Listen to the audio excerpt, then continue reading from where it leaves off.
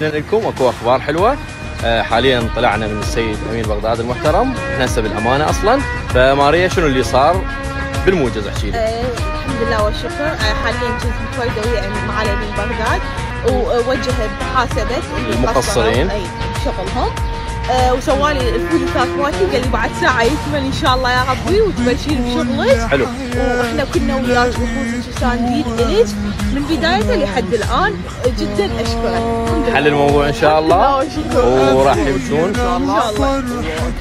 اكيد ننتظر الموافقات الرسميه ان شاء الله. شكرا لكم، لولاكم ما كان يصير كل هذا. الناس اللي دائما سدتني ودعمتني شكرا كلها وجهت، شكرا لكم. كنت تتوقعين ينحل الموضوع بهالسهوله؟ لا، وقلت ليش اكو ناس تشتغل بهالبلد هذا. يعني شكرا. عكس الجمعه اللي كانت البارحه اللي بتشتنا الحمد لله بتشت كل العراق.